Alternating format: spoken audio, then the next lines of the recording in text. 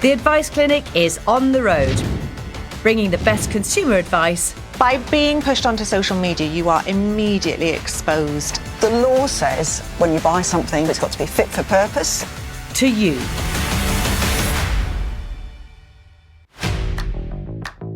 Today we are in Mansfield, and here with me I have personal finance brain box Amy Knight and legal mastermind Aaron Chohan, here to help the people of Nottinghamshire. A bit like a modern day Robin Hood.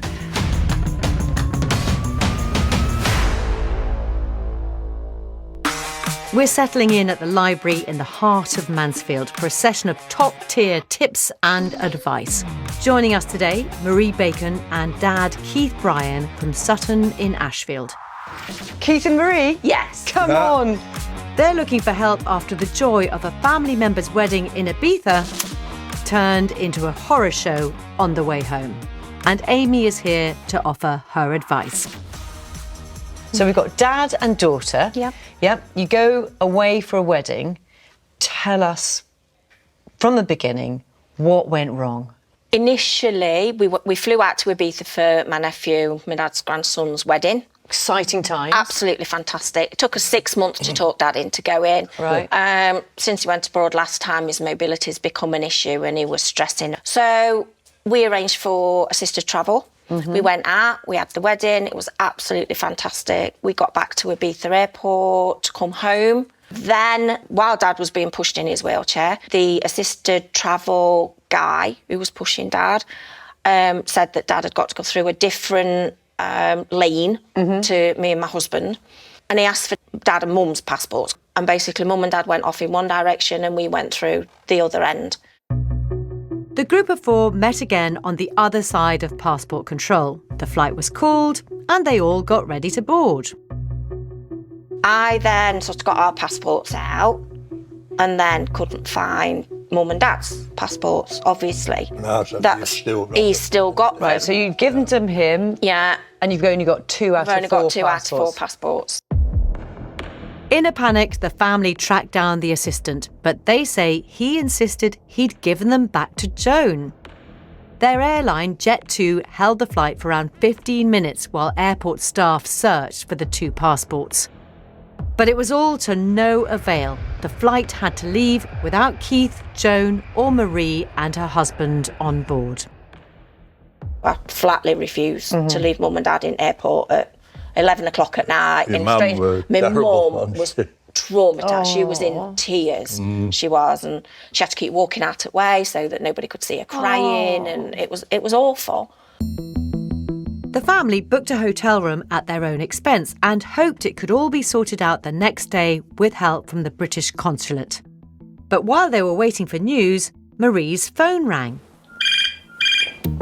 Picked it up, and this guy says, "Is this Marie?" I said, "Yes." And he says, "I've just emptied my holiday bag. Yeah. And your Mum and Dad's passports are in it." Wow. The family were allowed to fly home that evening, but they had to pay extra for the flight.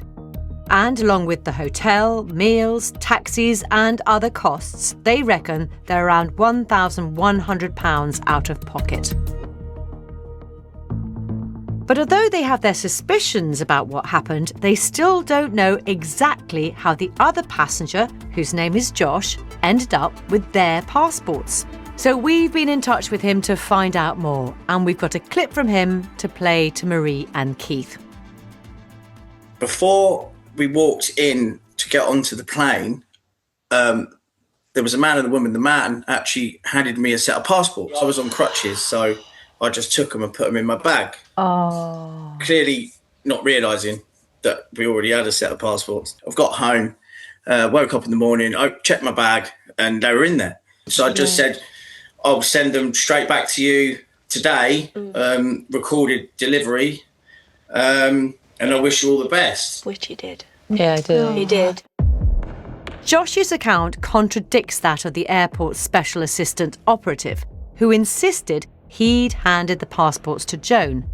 And for Amy, this could be the key to resolving their problem. So once you were home safe and the passports were recovered, Where did you go to first to try and get some sort of recompense or apology for that mistake? I wrote to the airport by email to their complaints.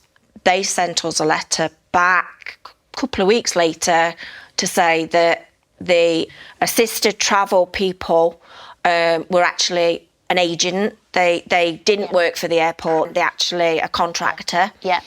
And basically there was nothing they could do about it. There is an organisation called the Spanish Aviation Safety and Security Agency, and there's a form on this website to submit details of an incident you're not happy with organisations in Spain. It might be difficult, it might be more stress and hassle than you are prepared to go through, but the option is there. Known by its acronym AESA or IASA, the organisation offers alternative dispute resolution for passengers. And Amy believes the family should make a formal complaint, including details of how Josh ended up with the passports, and ask IASA to order the airport or the special assistance contractor to reimburse their out-of-pocket expenses. But it might not be the only option. Did you go back to Jet2? I did. You put in a formal complaint? I emailed Jet2 and I got an email from Jet2 and that was followed up by a phone call apologising profusely. But in the end, there was nothing they could do. Can I check whether you had travel insurance to claim on? We didn't. It was an extra cost that we couldn't really stretch to. So for 3 days, it just didn't seem worth it. Marie says that because of her parents' age and existing health conditions, insurance quotes were prohibitively expensive. But Amy believes travel insurance would have covered the family for their losses. She says using a broker can help bring costs down. An insurance broker can sort of scan the whole of the market to help find some deals, and it can be worth it when you've got complex medical needs to factor in and when age is pushing up the price of the premiums. So that's something to consider for next time. And the insurance packages for holidays sometimes include things that you don't need, that you can strip out. So they can help you to strip that down to the minimum that you actually need. When it comes to risking it, my suggestion is you can't get away without insurance, but where you could choose to take a bit more risk is with the excess. So if you've got a little bit of savings, then you can dial the excess up to the max to bring the premiums right down. And then you hope you're never going to have to dip into that pot of money, but it's there if you need it. However, the cost isn't the biggest impact of all of this, especially for Keith and Joan. It's quite a few months ago and you're both still pretty shook up, aren't you? Well, it's them saying my mum's not here today because she just can't. She just can't talk about it. She can't talk about it. So it spoiled a really good occasion. So Keith, I mean, this is it. Travel is over for you at this point, is it? Yeah, there's no way am I going through it. It's bad enough when I get there. I can only sit in a chair, really. I can walk a fair bit, but it's not as comfortable as sitting in a chair at England, Thank you both for telling us this story, because I think there's lots of things that all of us can learn from it, actually. And I'm so sorry that it put you in such a difficult situation. Thank you. Thank you for your help. Thank you very much, all of you, for your trouble. Well, after they left the advice clinic, Marie and Keith did contact IASA, which gave them advice on how to escalate their complaint with the airport first, and said if that doesn't resolve things, IASA itself could get involved.